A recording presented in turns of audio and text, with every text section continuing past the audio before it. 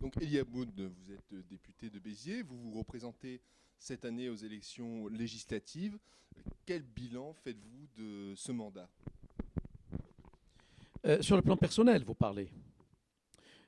D'abord parce que je peux parler d'un bilan collectif du mandat François Hollande qui était catastrophique, où le pays n'avait pas de colonne vertébrale, où on avait vraiment une gouvernance à géométrie variable avec une scissure totale entre la gauche dite légitimiste et les réformateurs. Et on a vu très bien que c'était du zigzag en permanence. Moi, en tant que député de l'opposition, il est évident, que nous avons contesté tout cela, mais le souci n'est pas de dire pourquoi on a contesté. Aujourd'hui, pour répondre à votre question, quel est le bilan global et quel est le bilan local? Le bilan global, écoutez, moi je vais vous donner juste un chiffre, c'est pas moi qui l'annonce, c'est l'association Contribuables Associés, qui est la première association en France, vous le savez, je ne vous apprends rien, qui surveille les travaux des parlementaires en ce qui concerne l'argent public. Vous savez, parfois on pose la question aux citoyens à quoi sert un député. Mais voilà, tous les députés qui travaillent autour des propositions de loi, autour des amendements, euh, autour du contrôle du gouvernement, et qui vont dans le sens de la baisse de la dette publique, la baisse des dépenses publiques et augmenter le pouvoir d'achat.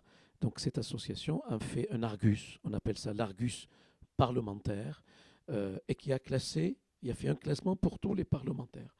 Mais moi, je veux afficher ma fierté. Vous savez, ma fierté, c'est surtout la fierté du Grand Biterrois, qui ont un député qui est troisième, qui est sur le podium, et qui est troisième parlementaire sur les 577 sur ces sujets sensibles qui touchent le quotidien des Français.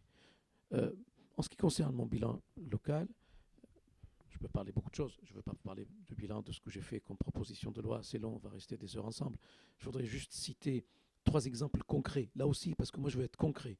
Je veux toucher le cœur et le quotidien des Biterrois. Quand j'ai agi auprès du Premier ministre pour l'acquisition de la caisse d'épargne à côté du commissariat et l'extension du commissariat central de Béziers, c'est un sujet capital. La sécurité des Français, c'est un sujet capital. Vous savez qu'il n'y a pas de liberté sans sécurité. Et pour moi, c'est une fierté que ça a abouti. Le deuxième dossier concret, à un moment où on avait des doutes sur la gendarmerie de Cazoul, j'ai beaucoup œuvré. Le maire de la commune l'a dit lui-même, on n'est pas en consanguinité de valeur.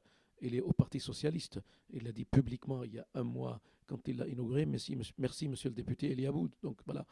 La troisième chose, quand j'ai appelé le garde des Sceaux, Jean-Jacques Urvoas, que j'ai invité chez moi et que j'ai beaucoup insisté pour débloquer la somme de 500 000 euros pour faire des travaux de sécurité de filet autour du centre pénitentiaire, parce que vraiment c'était un sujet sensible.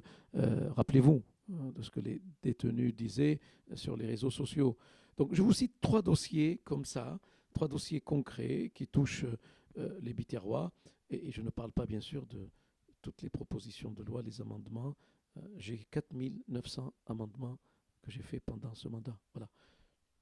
Voilà, je réponds rapidement à votre question, à votre première question, le bilan global et le bilan personnel sur la circonscription. Et vous savez, je voudrais juste ajouter, pardonnez-moi, un député, c'est une alchimie complexe. C'est un équilibre entre son travail de législateur, sa présence à Paris et les résultats concrets de ce qu'il fait. Et là, je viens de les donner.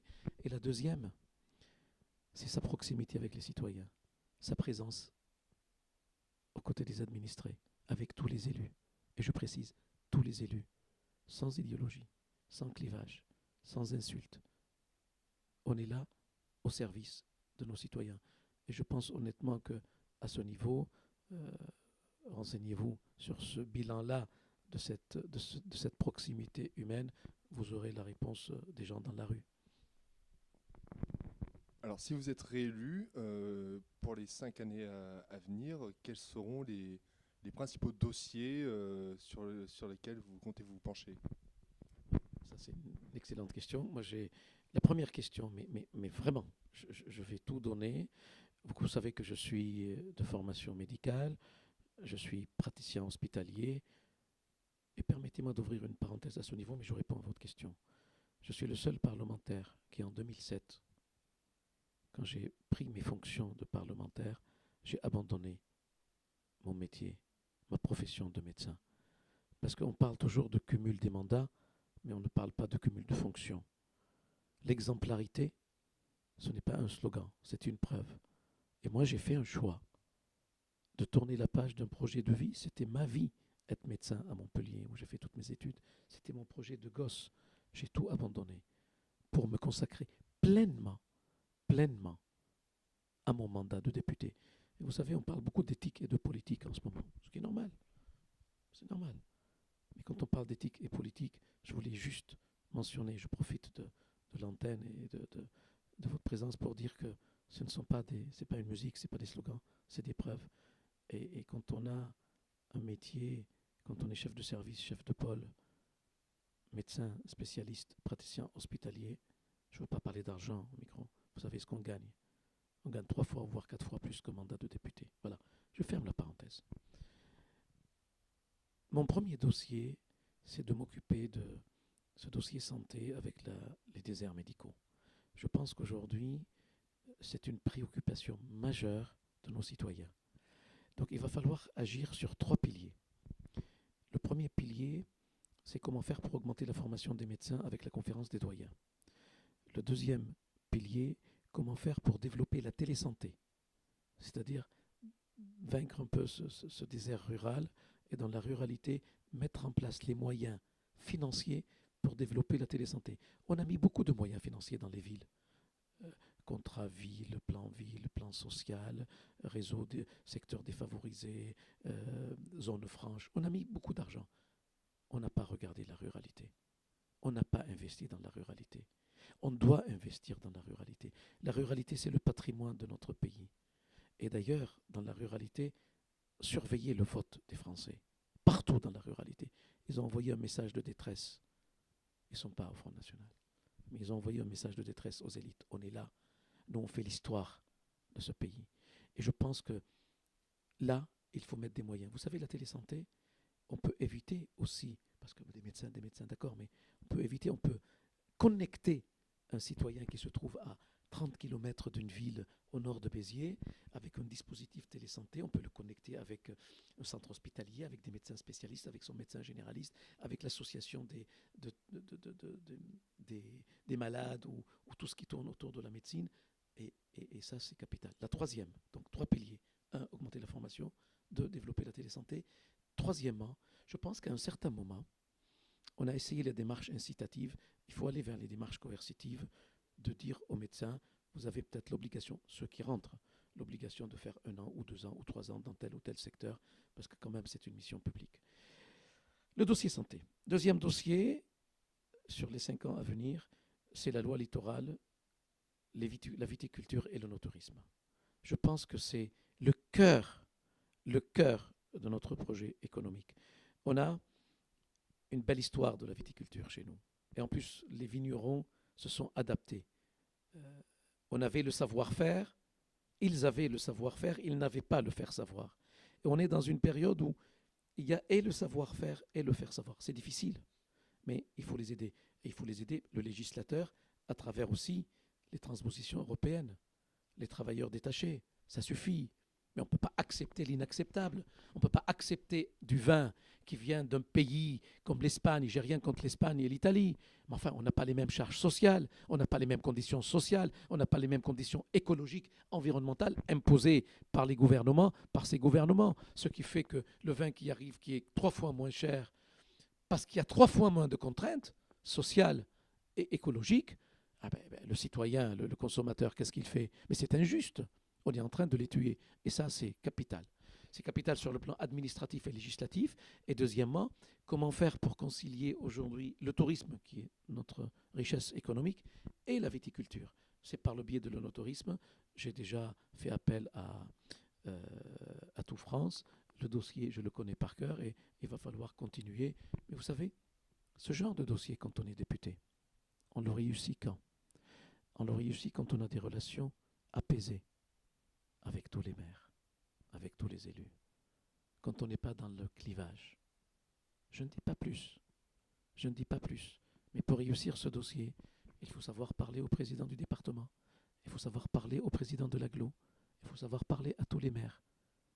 Il faut juste ne pas les insulter. Point. Je m'arrête là. Alors on va enchaîner justement sur les questions plus politiciennes. Voilà. Euh, Aujourd'hui, on a vu au second tour des présidentielles, sur Béziers, Emmanuel Macron est arrivé en tête face à Marine Le Pen. Aujourd'hui, qui est votre adversaire, vous, sur la circonscription de Béziers? Est-ce que c'est Emmanuel Ménard ou est-ce que c'est Isabelle Voyer, la candidate d'En Marche? D'abord, je n'aime pas le mot adversaire.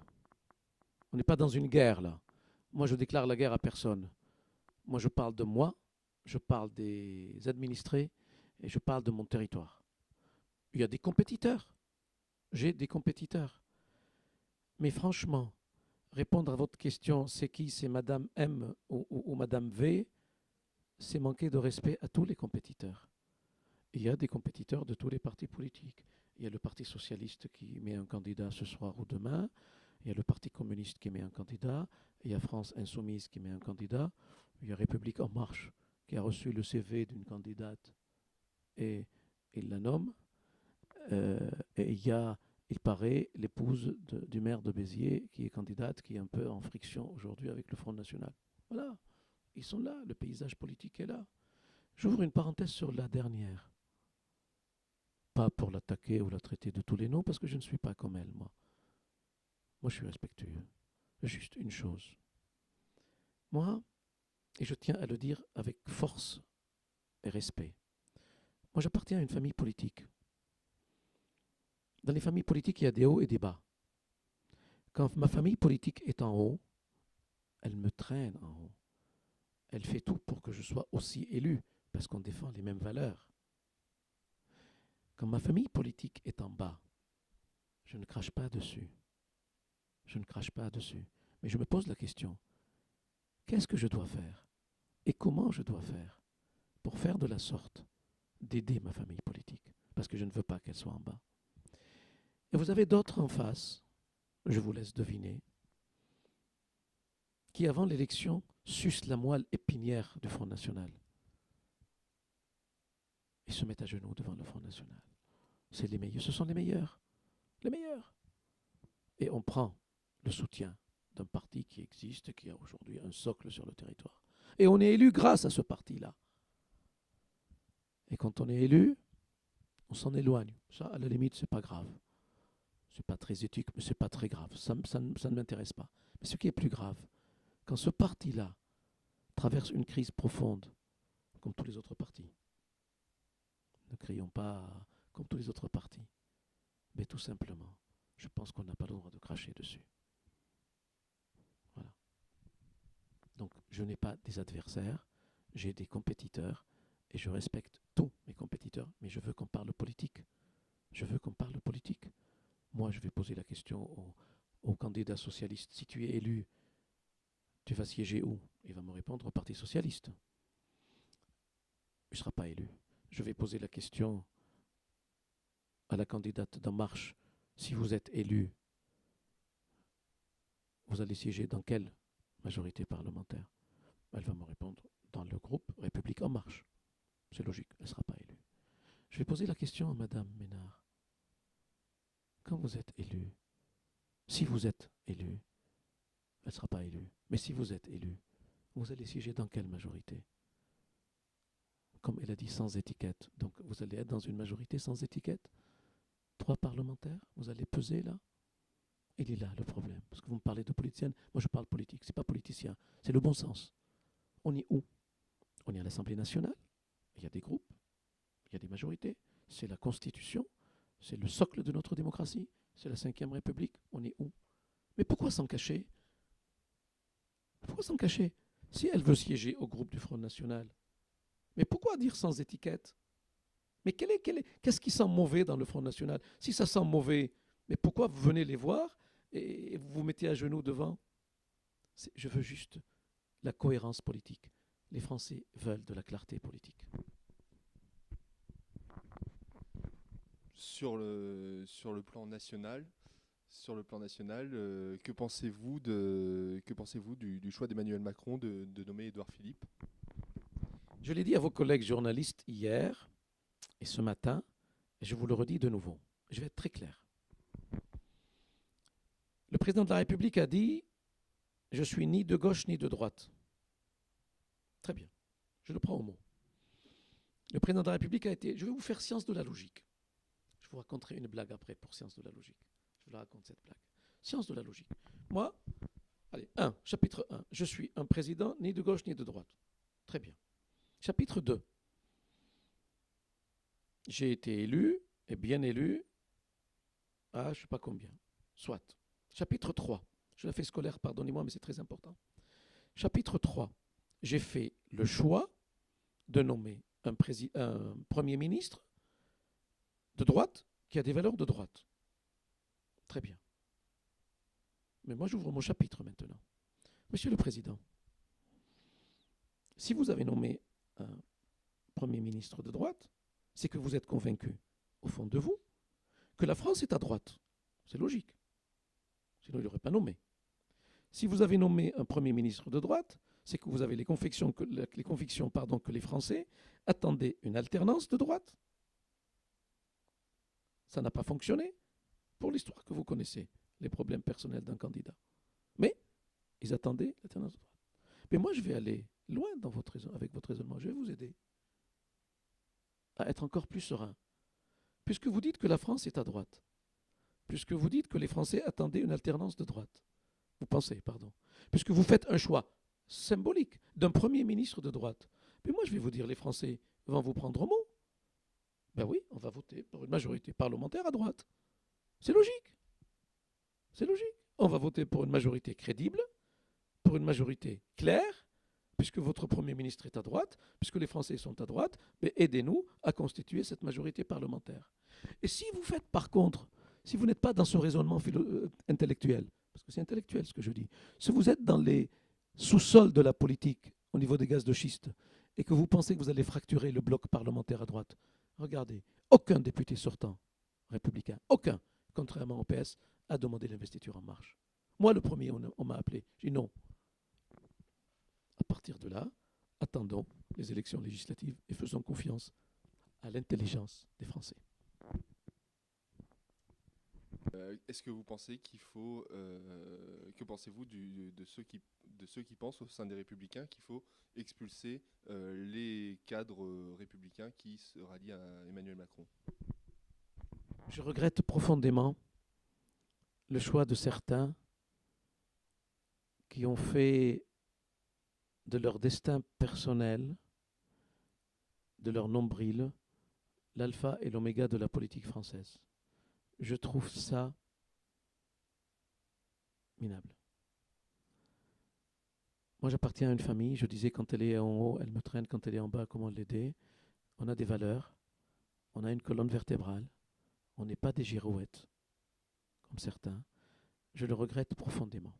Ça, c'est ma première réflexion. Ma deuxième. Est-ce qu'il faut le faire à court terme, ce que vous dites, ou est-ce qu'il faut le faire après? Moi, je ne veux pas apporter de la confusion dans le climat qui règne aujourd'hui. Je n'ai pas une réponse déterminée. Ce que je leur dis simplement, c'est que vous avez joué égoïste, vous avez joué contre votre famille politique et vous avez semé le trouble dans l'électorat de droite. L'électorat de droite a une mémoire. Voilà. Après, l'exclusion, nous verrons. Nous verrons. Je n'ai pas pu être au bureau politique ce matin parce que j'ai un rendez-vous important avec vos collègues journalistes cet après-midi. Mais je pense que ça viendra par la suite. Ce n'est pas la peine de se précipiter sur ce genre de décision. Et puis attendons les élections législatives.